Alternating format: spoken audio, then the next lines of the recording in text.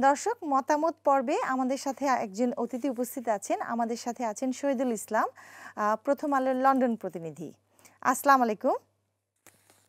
জি, ওয়ালাইকুম আসসালাম। আসসালামু আলাইকুম। জি, কেমন আছেন আপনি? ভালো আছি আলহামদুলিল্লাহ। আপনি ভালো আছেন নিশ্চয়ই? জি, ভালো। আমাদের সাথে থাকার জন্য আপনাকে অনেক অনেক ধন্যবাদ। আ প্রথমেই আপনার কাছে জানতে চাইবো আমাদের যুক্তরাজ্য বিষয়ক একটা প্রশ্ন, যেটা হচ্ছে বিরোধী দলগুলোর আপত্তির মুখেও যুক্তরাজ্যের পার্লামেন্টের প্রধানমন্ত্রী ঋষি সুনাক প্রস্তাবিত রুয়ান্ডা বিল পাস হয়েছে। বিষয়টি আপনি কিভাবে দেখছেন? ধন্যবাদ আপনাকে। আপনার ইসলাম চ্যানেল বাংলার সকল দর্শক শ্রোতাদেরকে শুভেচ্ছা। আ বিষয়টি আ দীর্ঘদিন থেকে এই রুয়ান্ডা যে বিষয়টা আ বিশেষ করে যারা অবৈধভাবে আ আ ছোট, ছোট নৌকায় করে আপনার ইংলিশ চ্যানেল পার হয়ে এদেশে আসে, তাদেরকে রুয়ান্ডায় পাঠানোর একটা আ উদ্যোগ বর্তমান কনজারভেটিভ পার্টি নিয়েছে। এবং এটা একবার একটা ফ্লাইট একেবারে রেডি ছিল। এই অবস্থায় এই দেশের আদালতের দ্বারস্থ হয় মানবাধিকার কর্মীরা সেটা শেষ পর্যন্ত আর বাস্তবায়ন করতে পারেনি। এখন তারা পার্লামেন্টে নতুন আইন করে আইনের মাধ্যমে এটা যে আজকে যেটা করেছে আ যে সরকার এটা পাস করেছে এবং বিরোধী দল এটার প্রবল বিরোধিতা করেছে। শুধু বিরোধী দল নয়, অ্যা যুক্তরাজ্যের যত মানবাধিকার সংস্থা রয়েছে এগুলো ছাড়াও আন্তর্জাতিক মানবাধিকার সংস্থা এমনকি জাতিসংঘের মানবাধিকার বিষয়ক প্রধান হাই কমিশনার যিনি ফুলকার টুর্ক তিনিও আজকে একটি বিবৃতি দিয়েছেন এবং আ তিনি সহ জাতিসংঘের ২ জন ঊর্ধ্বতন কর্মকর্তা এই বিষয়ে কথা বলেছেন। তো সবাই কিন্তু এটার বিপক্ষে। কিন্তু তারপরও সরকার বিশেষ করে কনজারভেটিভ সরকার এটাকে বাস্তবায়ন করার জন্য মরিয়া হয়ে পড়েছে। এটার দুটো দিক। প্রথমত যে মানবাধিকারের জায়গা থেকে বিরোধীরা মানবাধিকার সংগঠন, আন্তর্জাতিক সংগঠন বাধা দিচ্ছে। আ যে, যে দেশে তাদেরকে পাঠানো হচ্ছে ওইখানে গিয়ে আ যেহেতু তারা এখানে আশ্রয় প্রার্থী, আশ্রয় নিচ্ছেন, আশ্রয় চাচ্ছেন। তো তাদের যে অ্যা রুয়ান্ডাকালীন জীবন, রুয়ান্ডায় ওখানে যাওয়ার পর তাদের যে মানবাধিকারের ইস্যু গুলো, এগুলো নিয়ে তারা কনসার্ন যে তাদেরকে ওইখানে কিভাবে ট্রিট করা হবে, ওখানে তাদের জীবনযাত্রার মান কেমন হবে, এগুলো নিয়ে উনারা কথা বলছেন। আবার সরকারের দিক থেকে যে যুক্তি, সেটাকে একেবারে উড়িয়ে দেওয়ার সুযোগ নেই। আজকে আপনি লক্ষ্য করবেন যখন এই বিলটা পার্লামেন্টে পাস হচ্ছিল, তখন ফ্রান্স থেকে একটা ছোট নৌকায় করে ইংলিশ চ্যানেল পার হয়ে যুক্তরাজ্যে আসার পথে এক শিশুসহ ৫ জন লোক মারা গিয়েছেন আজকে। এবং এই ২০২৩ সালে গত ৪ মাসে, এখনো ৪ মাসটা শেষ হয় নাই। ৩ মাস আজকে ২২-২৩ দিনের মতো। এই ২০২৪ সালে আপনার ৬,০০০ এরও বেশি ইল্লিগাল মাইগ্রান্ট এদেশে এসেছে ছোট, ছোট নৌকায় করে ইংলিশ চ্যানেল পার হয়ে। তো এটা obviously এই দেশের আসলে তার ক্যাপাসিটি কতটুকু আছে? ২০২৩ সালে, ২০২২ সালে এই ২ টা বছরে লক্ষাধিক অ্যা অ্যা লোকজন এভাবে এসেছে এবং এদের মধ্যে বড় একটি অংশ কিন্তু অনেক বড় সংখ্যায় আপনার এভাবে ইনসিডেন্টে করে মারা গিয়েছে। শিশু ছিল, নারী ছিল, পুরুষ ছিল। এইভাবে মানে এটাও কিন্তু একটা মানবাধিকারের জায়গা এবং সরকার সব ইলিগাল ইমিগ্রান্ট কিংবা সকল আশ্রয় প্রার্থীকে বলছে না। তারা বলছে যে, "আমরা শুধুমাত্র যারা নৌকায় করে আসবে, এই নৌকায় আসাটাকে নিরুৎসাহিত করার জন্য।" এবং এখানে দেখেন যারা নৌকায় আসছে, সবাই কিন্তু বিপদগ্রস্ত নয়। তারা ইউরোপ থেকে, ফ্রান্স থেকে আসছে। ফ্রান্সে কিন্তু তারা ওখানে চাইলে আশ্রয় নিতে পারে। ইউরোপের সব জায়গা তাদের জন্য নিরাপদ। তারা এমন না যে অন্য কোন দেশ থেকে আসতেছে। তো এখানে তাদের ইনটেনশন যুক্তরাজ্যে আসা। তাদের নিরাপদ আশ্রয়টাও মুখ্য না। আবার এখানে তাদেরকে ঘিরে যে স্মাগলার যে গ্রুপটা বা মানব পাচারকারীর যে গ্রুপটা, তাদের যে রমরমা বাণিজ্য বা তারা যে এখানে মধ্যস্বত্বভোগী হিসেবে বড় অঙ্কের টাকা হাতিয়ে নিচ্ছে। এই সার্বিক বিষয়গুলো কিন্তু এখানে আছে। সরকারের যুক্তিগুলোকে একেবারে ফেলে দেওয়ার মতো না। কিন্তু তাদেরকে যে রুয়ান্ডায় পাঠানো হচ্ছে ওখানে তাদের জীবনযাত্রার মান কেমন হবে? তারা ওইখানে কিভাবে বাস করবে? তাদের মানবাধিকারে কতটা সুরক্ষা সরকার দিতে পারবে? আ এই জায়গাগুলো কিন্তু বড় প্রশ্ন। সরকারকে যদি এই জায়গাগুলো এনশিওর করতে পারে যে তাদের মানবাধিকার, তাদের স্বাস্থ্য, তাদের শিক্ষা, তাদের আ যে মানুষ হিসেবে যে মানবিক অধিকারগুলো রয়েছে, এগুলো যদি সরকার এনশিওর করতে পারে, আ যেহেতু এটা আইন হিসেবে অলরেডি পাস হয়েছে এবং প্রাইম মিনিস্টার ঋষি সুনাক বলেছেন ১০ থেকে ১২ সপ্তাহের মধ্যে। তাদের টার্গেট ছিল এই স্প্রিং সিজন এর মধ্যে এটা বাস্তবায়ন করা। কিন্তু এটা ডিলে হচ্ছে। সরকার নিজে আজকে এটা স্বীকার করেছে। ডাউনিং স্ট্রিটের একজন কর্মকর্তা বলেছেন।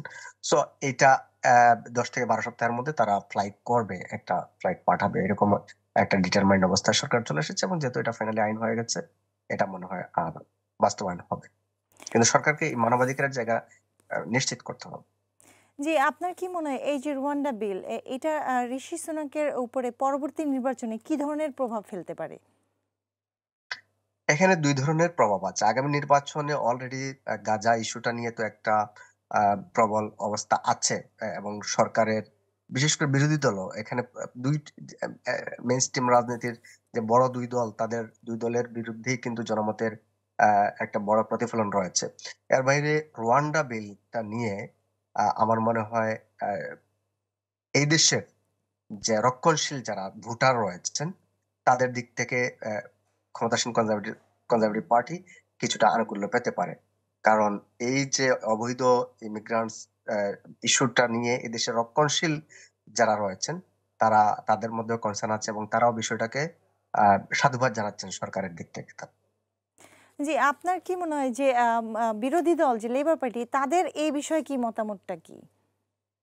লেবার পার্টি এদেশে বলা হয়ে থাকে এটা অনানুষ্ঠানিকভাবে যে তারা আ মূলত ইমিগ্রান্টস যারা অভিবাসী সম্প্রদায়ের লোকজন, অভিবাসী যারা এখানে এসে আবাসন বসত গড়েছেন, এখানে বাইরের দেশের যারা তারা কিন্তু মেক্সিমাম লেবার পার্টিকে সাপোর্ট করে থাকেন। সো এবং লেবার পার্টি আ উদার গণতান্ত্রিক বা গণতান্ত্রিক তো সবাই সরি মানে আ একটু উদার কনজারভেটিভ পার্টির তুলনায় তারা সবাইকে নিয়ে বিশেষ করে মাইনরিটি বিভিন্ন ছোট, ছোট যে সাম্প্রদায়িক কমিউনিটির লোকজন রয়েছেন সবাইকে নিয়েই কিন্তু লেবার পার্টি তাদের এক্টিভিটিস ওইভাবে করে থাকে। সো তারা এই জায়গাগুলোতে একটু উদার কনজারভেটিভ পার্টির তুলনায়। সো এবং লেবার পার্টি আজকের এই রোয়ান্ডা বিলের বিরুদ্ধে দীর্ঘদিন থেকে তারা প্রতিবাদ করে এসেছে, সমালোচনা করে এসেছে এবং আজকের বিলের ব্যাপারেও তারা পার্লামেন্টে বিরোধী অবস্থানে ছিল, বিরোধী দল হিসাবে। আ এই জায়গায় কিন্তু তাদেরও একটা ভোটের হিসাব-নিকাশে তারা অভিবাসী সম্প্রদায়ের কমিউনিটি গুলোর ভোট একটা ভোট ব্যাংক তাদের রিজার্ভ ভোট বলেই বিবেচনা করা হয় এবং এটা মনে হয় সমুন্নত থাকবে বা আরো বেশি জোরালো হবে। ধন্যবাদ। এখন চলে যাচ্ছি বাংলাদেশের প্রসঙ্গে। আপনি জানেন যে বান্দরবনের রুমায় সোনালী ব্যাংকে ডাকাতি, হামলা এবং অস্ত্র লুটের ঘটনায় কেএনএফ এর সঙ্গে জড়িত থাকার অভিযোগে ছাত্রলীগের সভাপতি গ্রেপ্তার করা হয়েছে। কেএনএফ এবং সরকারের সাথে আপনি কি কোনো যোগসূত্র খুঁজে পাচ্ছেন কি? আ সরকার তো হচ্ছে একটা ভিন্ন জিনিস। যারা নির্বাচিত হয়ে সরকার চালায়, নির্বাচন সেটা অন্য আরেকটা জিনিস। এবং ছাত্রলীগ বা আওয়ামী লীগ দল হিসেবে এটা এই জায়গাটা আলাদা। কিন্তু বাংলাদেশের প্রেক্ষাপটে আসলে সবকিছু একাকার। দল, রাজনীতি, সরকার এগুলো কিন্তু একাকার হয়ে যায় যখন যে দল ক্ষমতায় যায়। এখানে আমি যোগসূত্র এক্সাক্টলি বলব না। বরং আমি একটু অবাক হয়েছি যে এই যে বান্দরবনের এই ডাকাতি ইস্যুতে বা এই যে উগ্রবাদী সন্ত্রাসী সংগঠন কেএনএফ এর সাথে সম্পৃক্ত থাকা অভিযোগে যে ছাত্রলীগের ওই থানার সভাপতিকে আটক করেছে। এটা যে অস্বীকার করে যায় নাই আওয়ামী লীগ বা ছাত্রলীগ এটাকে অস্বীকার করেছেন। এজন্য তাদেরকে একটু সাধুবাদ জানাতে চাই। কারণ আওয়ামী লীগের বা ছাত্রলীগের এই অভ্যাস আছে আ যে আ আ বিভিন্ন ইস্যুতে যতক্ষণ না পর্যন্ত এটা জোরালো অবস্থানে গিয়েছে ততক্ষণ পর্যন্ত তারা স্বীকার করে না বা এই দায়গুলো নিতে চায় না। এখানে এখন যেহেতু পুলিশ গ্রেফতার করেছে তাকে আইনের মাধ্যমে কিভাবে কতটুকু বিচার হবে না হবে একটু আমরা অপেক্ষা করব। আ কিন্তু আ এটা বান্দরবানের এটা ছাড়াও ছাত্রলীগ যে বিভিন্নভাবে সন্ত্রাসী কার্যক্রম করে থাকে, চাঁদাবাজি করে থাকে, অনেক ধরনের অশান্তির সাথে তাদের সম্পৃক্ততা রয়েছে। এগুলো তো বলার অপেক্ষা রাখে না। তবে আমি এটার জন্য সরকারকে একটু ধন্যবাদ দিব যে তারা বিষয়টাকে অস্বীকার করে নাই, এড়িয়ে যায় নাই। এবং ছাত্রলীগও তাকে তাদের দল থেকে, সংগঠন থেকে তাকে বহিষ্কার করেছে। আ আ প্রশাসন তাকে পাকড়াও করে আইনের আশ্রয় নিয়েছে। আইনের মুখাপেক্ষি করেছে। এখন আইন তার সিস্টেমেটিক ওয়েতে তাকে কি ধরনের তার আ অপরাধের মাত্রা অনুযায়ী নিশ্চয়ই শাস্তি প্রদান করবে। কারণ সরকার এই বিষয়টা নিয়ে আ বিশেষ করে গত ৩-৪ সপ্তাহ ধরে বান্দরবানে যে ধরনের সহিংসতা, ডাকাতি, ব্যাংক ডাকাতি, অপহরণ এই বিষয়গুলো নিয়ে আ আ যথেষ্ট সিরিয়াস আমার মনে হচ্ছে। সো আ এটার একটা আ যারা ইতিমধ্যে গ্রেফতার হয়েছে তাদেরকে বিচারের মাধ্যমে কঠিন শাস্তি দিবে বলে আমি আশা করছি। এখানে দলমতের ঊর্ধ্বে উঠে সরকার বিষয়টি বিবেচনা করবে। যে নির্বাচনের আচরণবিধি লঙ্ঘন করে ভারতীয় মুসলমানদের প্রধানমন্ত্রী মোদি ভয়ঙ্করভাবে আক্রমণ করছে। ভারতের এই হিন্দু মৌলবাদীদের উত্থান দক্ষিণ এশিয়ার জন্য কতটা উদ্বেগের বলে আপনি মনে করেন? এটা আসলে নতুন না। এটা অবশ্যই উদ্বেগের এবং বিশেষ করে এই বিজেপি সরকার ক্ষমতায় আসার পর থেকে গত ১০ বছর যাবৎ এবং প্রধানমন্ত্রী হিসেবে মোদি আ এবং তার পার্টির যে প্রেসিডেন্ট যিনি অমিত শাহ, যিনি স্বরাষ্ট্রমন্ত্রীর ভূমিকায় রয়েছেন। তাদের যে আ ধর্মীয় রাজনীতি তারা যেটা করছেন ওখানে, সাম্প্রদায়িক রাজনীতি, বিভাজনের রাজনীতি। কারণ উপমহাদেশের রাজনীতিতে ভারত যেহেতু বড় দেশ, তাদের জনসংখ্যা বড়, রাষ্ট্র হিসাবে আকারে তারা বড়, তাদের একটা প্রভাব, অর্থনীতি সব মিলিয়ে তাদের রয়েছে এবং এটা পাশাপাশি আশেপাশের সব দেশগুলোকে প্রভাবিত করছে, অতীতেও করেছে, এখনো করছে, ভবিষ্যতেও কিন্তু করবে। এবং একটা ভারতকে কিন্তু সবচেয়ে বড় একটা গণতান্ত্রিক রাষ্ট্র বলা হয়ে থাকে। আমরাও প্রতিবেশী হিসেবে তাদের কাছ থেকে যথেষ্ট নিষ্পেষিত সাম্প্রতিক বছরগুলোতে। যথেষ্ট তাদের কাছ থেকে আমরা বৈষম্যের শিকার হচ্ছি বা একটা ডমিনেটিং অবস্থান অ্যা ভারতের দিক থেকে। এবং এই যে সাম্প্রদায়িক রাজনীতি যেটা করছে, এই রাজনীতিটা কিন্তু আমাদের উপমহাদেশে আগে থেকেও ছিল। কিন্তু আমরা আশা করেছিলাম যে সময়ের পরিবর্তনে, বিবর্তনে এই সাম্প্রদায়িক রাজনীতির বাইরে এসে মানুষ আধুনিক রাজনীতি করবে। সব ধর্মকে সমান শ্রদ্ধার চোখে দেখবে। রাষ্ট্রের সব যে ধর্মে পালন করুক না কেন, তাদের প্রতি রাষ্ট্র সমান ভূমিকা পালন করবে। আজকে এই যে অ্যা ভারতে বিশেষ করে অ্যা এই ম ম মোদিকে তো কসাই বলা হয়। গুজরাটের কসাই। সেখানে সে এই সাম্প্রদায়িক দাঙ্গা লাগিয়ে শত, শত মানুষকে কিন্তু হত্যা করার পেছনে তার ভূমিকা ছিল। এই মোদির ভূমিকা ছিল। এবং তারা ক্রমাগতভাবে গত কয়েকটা বছরে ভারতে যে ধরনের সহিংসতা হয়েছে মুসলমানদের বিরুদ্ধে সাম্প্রদায়িক অ্যা যে ইস্যুগুলোতে শুধু মুসলমান বলব না, অন্যান্য সম্প্রদায়ের বিরুদ্ধে কিন্তু হয়েছে। শিখ সম্প্রদায়ের বিরুদ্ধে হয়েছে। তারা এগুলো করেছে। এখানে আমাদের অনেক মুসলমানকে গরু জবে করার কারণে এটা তাকে পিটিয়ে হত্যা করেছে। গরুর মাংস বহন করার কারণে পিটিয়ে হত্যা করেছে। এবং এখানে সরকারের দিক থেকে এক ধরনের অলিখিত অনুমোদন ছিল। মনে হয়েছে যে অবস্থা দৃষ্টিতে। কারণ ওখানে এই যে উগ্র হিন্দু যারা, সব হিন্দু আমি বলব না। অবশ্যই হিন্দু সম্প্রদায়ের মধ্যে অনেক ভালো মানুষ আছেন যারা সহ অবস্থান করতে চান। কিন্তু মোদি বিশেষ করে সে যে সম্প্রদায় মানে যে গোষ্ঠীকে যে ধরনের আ মানে রাজনৈতিক আদর্শ সে লালন করে, যে ধর্মকে ব্যবহার করে ধর্মের উলুধ্বনি উড়িয়ে সে ওখানে তার রাজনৈতিক ফায়দা নিতে চায়। এটা আমাদের বাংলাদেশেও আছে। কিন্তু বাংলাদেশে এটাকে যথেষ্ট নিয়ন্ত্রণে আমি বলব।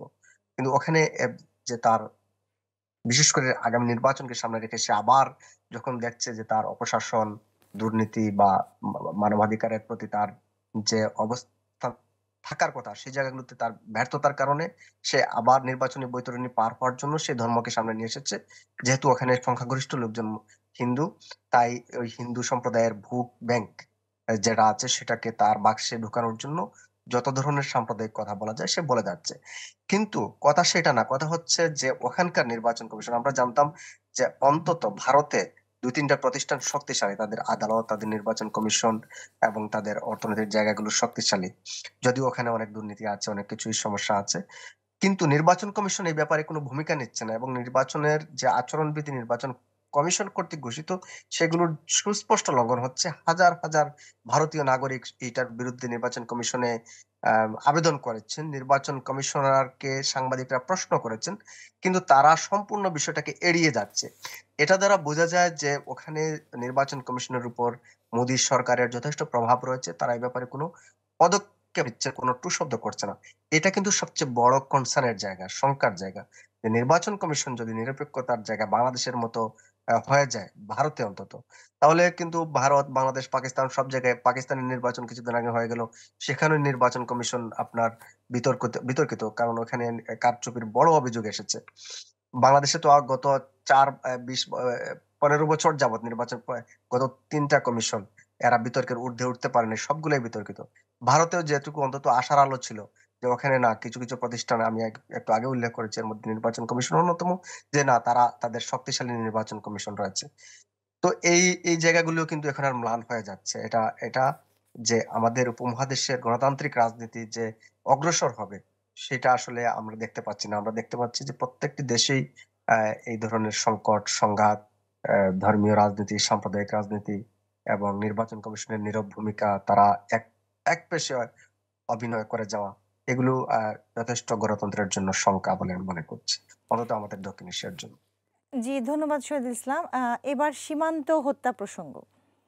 আওয়ামী লীগ সরকারের নতজানু নীতির কারণে বিএসএফ আশকারা পাচ্ছে বলে মন্তব্য করেছেন বিএনপির সিনিয়র যুগ্ম মহাসচিব রুহুল করিম রিজভী। সীমান্ত হত্যা নিয়ে আপনার মতামত কি? সীমান্ত হত্যার বিষয়টা হচ্ছে বাংলাদেশের জন্য অত্যন্ত দুর্ভাগ্যজনক। এটা পৃথিবীর অন্য কোনো দেশে এরকম সীমান্তে হত্যা হয় কিনা আমি জানি না। গতকালও বিএসএফ এর গুলিতে একজন ব্রাহ্মণবাড়িয়ার একজন মারা গিয়েছে।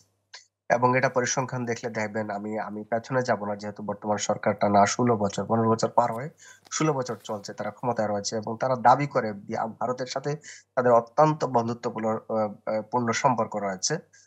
প্রাইম মিনিস্টার অনেকবার বলেছেন যে ভারতকে যা দিয়েছে তারা কখনোই ভুলবে না। আপনার সরকারের বিভিন্ন মহল থেকে, বিশেষ করে তো নির্বাচনের পরেও তাদের যে ভারত তাদের পক্ষে যে অবস্থান নিয়েছে, এগুলো নিয়ে অনেক কথাবার্তা আছে। কিন্তু এত যদি ভালো সম্পর্ক হয়ে থাকে, আমার বন্ধু রাষ্ট্র, তারা কিভাবে আমার দেশের জনগণকে সরাসরি কোনো কারণ ছাড়া হত্যা করে, গুলি করে হত্যা করতে পারে, আন্তর্জাতিক আইনের তোয়াক্কা না করে? একটা দুই দেশের যে পারস্পরিক সম্পর্ক আছে সেটাকে তোয়াক্কা না করে, এবং ন্যূনতম মানবাধিকারের যে বিষয়গুলোর সীমান্তে কোন পর্যায়ে কতটুকু আইন শৃঙ্খলা বাহিনী কি ধরনের ভূমিকা পালন করবে সেগুলোকে তোয়াক্কা না করে তারা সরাসরি গুলি করছে, এবং প্রত্যেকটি গুলির ঘটনায় 99.99% বাংলাদেশের জনগণ কিন্তু মারা যাচ্ছে। তো এটাকে আমি মনে করব, কারণ এখানে যদি চোরাচালানের ইস্যুটা আসে, সব আমরা দেখি বাংলাদেশ রাষ্ট্রমন্ত্রী, সাবেক রাষ্ট্রমন্ত্রীরা, বা অন্যান্য আইন শৃঙ্খলা বাহিনীর ঊর্ধ্বতন যারা আছেন, তারা যখন এই বিষয়টা ফেস করেন, তারা বলেন যে সীমান্তে চোরাচালানের কারণে নাকি এই ধরনের ঘটনাগুলো ঘটে। তো এই চোরাচালানটা তো শুধু বাংলাদেশের জনগণ যারা সীমান্তবর্তী যারা ব্যবসায়ী তারা করছেন না। এটা একই সাথে ভারতের সীমান্তবর্তী ব্যবসায়ী বা এই চোরাচালানের ব্যবসার সাথে যারা দুই দেশের ব্যবসায়ীরা জড়িত, দুই দেশের, এখন যদি এখানে গুলি করে কাউকে হত্যা করতে হয়, তাহলে ওই ধরনের পরিস্থিতি তৈরি হলে তো দুই দেশের জনগণ মারা যাবে। না, আমরা দেখছি, সবসময় লক্ষ্য করছি যে প্রত্যেকটি ঘটনায় শুধুমাত্র বাংলাদেশের যারা তারাই মারা যাচ্ছে। তাহলে এটাকে আমি বলবো না যে এটা চোরাচালানকে থামানোর জন্য ভারতের আইন শৃঙ্খলা সীমান্ত রক্ষাকারী বাহিনী এটা করছে, আমি সেটা মেনে নিব না। আমি মনে করবো এটা ইন্টেনশনালি তারা বাংলাদেশকে, কারণ তারা জানে যে বাংলাদেশ এটার কোনো কড়া প্রতিবাদ করতে পারবে না। বাংলাদেশের সেই পররাষ্ট্রনীতির জায়গায়, বিশেষ করে ভারতের ক্ষেত্রে সেই মেরুদণ্ড ওই পর্যায়ে মজবুত নেই। কারণ বাংলাদেশের যে সরকার ক্ষমতায় আছে এটা বাংলাদেশও স্বীকার করে, বাংলাদেশের জনগণও জানে, ভারতের জনগণও জানে, সরকারও জানে, সবাই জানে। এটা ওপেন সিক্রেট যে ভারতের প্রচ্ছন্ন সাপোর্টের কারণে এই সরকার টানা ৪ বার ক্ষমতায় থাকতে পারছে, ভোট, বিতর্কিত ভোটের মাধ্যমে, এবং ভারত তাদেরকে সাপোর্ট করার কারণে।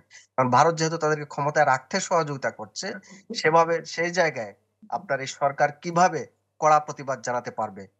আমি যদি আপনার কাছ থেকে বেনিফিট পেয়ে থাকি, আমি আপনাকে সেই পর্যায়ের সেই লেভেলে কিন্তু আপনাকে প্রতিবাদ করতে পারবো না। তো এই জায়গাগুলো কিন্তু সুস্পষ্ট। এটা নিয়ে জনগণকে এখন কথা বলতে হবে, জনগণকে প্রতিবাদ করতে হবে, জনগণই সিদ্ধান্ত নিতে হবে যে আসলে আমরা কি করব, কতটুকু করব, এবং আমাদের দেশের স্বাধীনতা, সার্বভৌমত্ব, সীমান্তের আমাদের জনসংখ্যার যে নিরাপত্তা, এটা বিধান করার জন্য জনগণকে আমি মনে করি বড় ভূমিকায় এখন নামতে হবে। এবং শুধু বাংলাদেশের সীমা টেরিটরির ভেতরে নয়, বাংলাদেশের বাইরে আমরা যারা রয়েছি, বিভিন্ন দেশে রয়েছেন, আমরা আমাদের প্রবাসীরা চাইলে এখানে বড় ভূমিকা পালন করার সুযোগ রয়েছে। আন্তর্জাতিক যে জায়গাগুলো রয়েছে, প্ল্যাটফর্ম গুলো রয়েছে, আন্তর্জাতিক কোর্ট রয়েছে, সেই জায়গাগুলোতে আমাদের মনে হয় যাওয়া উচিত। মানে আমরা কত আর সীমান্তে মার খাবো, কত আমাদের রক্ত ঝরবে, কত জীবন ঝরবে, কত মানুষ প্রাণ দিবে, এগুলো তো কোনোভাবেই ন্যূনতম মানবাধিকারের জায়গাগুলোকে আহ আহ, একেবারে ম্লান করে দিয়ে মানুষের জীবনকে একেবারে, সীমান্তের মানুষ এখন আর নিরাপদ নেই আমি মনে করি, আমি দাবি করব। তো এই জায়গায় এখন দলমত দেশের রাজনীতির বাইরে উঠেও কিন্তু জনগণকে এখন দেশে বিদেশে আমরা প্রত্যেকটা জায়গায় কথা বলা উচিত বলে আমি মনে করি। জি, ধন্যবাদ। উপজেলা পরিষদ নির্বাচনের প্রথম ধাপে ২৬ প্রার্থী বিনা প্রতিদ্বন্দ্বিতায় নির্বাচিত হয়েছে। কতদিন চলবে আমাদের এই রোগাক্রান্ত নির্বাচনী ব্যবস্থা?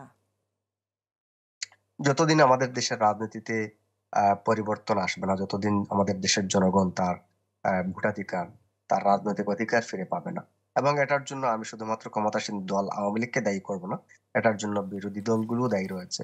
আমি আপনাদের গত সপ্তাহের একটা প্রোগ্রামে বলেছি, আজকের এই নির্বাচন যে উপজেলা নির্বাচন, এটা স্থানীয় সরকারের একটি নির্বাচন। এই নির্বাচন কিন্তু কোনো তত্ত্বাবধায়ক সরকারের অধীনে হয় না, এগুলো যে সরকার যখন ক্ষমতায় থাকে তার অধীনেই হয়। সুতরাং বিএনপির দাবি বা বিরোধী দলগুলোর দাবি হচ্ছে যে জাতীয় নির্বাচন তত্ত্বাবধায়ক সরকারের অধীনে হতে হবে। আহ, কিন্তু তারা চাইলে এই স্থানীয় নির্বাচনে কিন্তু অংশগ্রহণ করতে পারতো, এবং এই অংশগ্রহণ করার কারণে দেশের যে গণতান্ত্রিক ভোটের গণতান্ত্রিক যে রাজনীতি সেটা কিছুটা হলেও থাকতো। এখন তো একেবারেই নেই, কারণ মানুষের চয়েস নেই, যাকে ভোট দিতে যাবে সেই আওয়ামী লীগ করে। এই জায়গায় তো একটা আমি বলবো সব দলেরই এখানে আহ, আপনার দায় রয়েছে। এর বাইরে বিএনপি বা বিরোধী দলগুলোর কিন্তু আরেকটা সুযোগ রয়েছে, তাদের দলকে সুসংহত রাখা, তাদের কর্মীদেরকে উজ্জীবিত রাখার জন্য তারা এই নির্বাচনে যেতে পারতো। এক একটা নির্বাচনে এক একটা এলাকায় যখন একজন নির্বাচন করে, তার অনেক ব্যক্তিগত কর্মী বাহিনী তৈরি হয়, অনেক মানুষের সাথে তাদের ইন্টারেকশন হয়। আওয়ামী লীগ কিন্তু যত যাই বলেন, তারা মানুষের কাছে ভোটের জন্য হলে যাচ্ছে, জনগণের সাথে সম্পৃক্ততা তাদের বাড়ছে, সম্পৃক্ততা যেটা আছে সেটা তারা কন্টিনিউ করতে পারছে। কিন্তু এই জায়গায় তো বিএনপি জনগণের ধারে কাছে যাচ্ছে না, জনগণের দুঃখ কষ্ট শোনার সুযোগ তাদের নেই, শুনছে না। এই নির্বাচনকে উপলক্ষ করে কিন্তু তারা সেটা করতে পারতো, জনগণের সাথে তাদের। আপনি এখন উপজেলা, আমি আমার এলাকার কথা বলতে পারি, এখানে বিএনপির যারা নেতৃবৃন্দ রয়েছেন, তাদের সাথে জনগণের এখন ন্যূনতম সম্পর্ক নাই। এখন বিএনপি যখন আন্দোলনের ডাক দিচ্ছে, তখন তাদের এই লোকগুলোর ডাকে কিন্তু আবার জনগণ আন্দোলনে আসছে না। তো এই এই জায়গাগুলোতে কিন্তু বিরোধী দলের, আমি মনে করি, এটা আমার ব্যক্তিগত মতামত, যে বিরোধী দলের তাদের সিদ্ধান্তের জায়গাগুলোতে হয়তো আরো একটু খতিয়ে দেখলে তারা ভালো করতেন। সিদ্ধান্ত পরিবর্তন করলে তাদের দলের জন্য ভালো হতো, দেশের গণতন্ত্রের জন্য কিছুটা ভালো হতো। জি, শহীদুল ইসলাম, আপনাকে অনেক অনেক ধন্যবাদ আমাদের সাথে থাকার জন্য। আশা করি আবার একটা শুভ সুন্দর অনুষ্ঠানে আপনার সাথে দেখা হবে। ধন্যবাদ আপনাকে, ভালো থাকবেন। ধন্যবাদ, ভালো থাকবেন। প্রিয় দর্শক, সময় হয়েছে ছোট্ট একটা বিরতি নেবার। বিরতির পর আবার আমরা ফিরে আসছি আমাদের নিয়মিত আয়োজন শুভ সন্ধ্যায়। আমাদের সাথেই থাকবেন এবং দেখতে থাকবেন ইসলাম চ্যানেল বাংলা।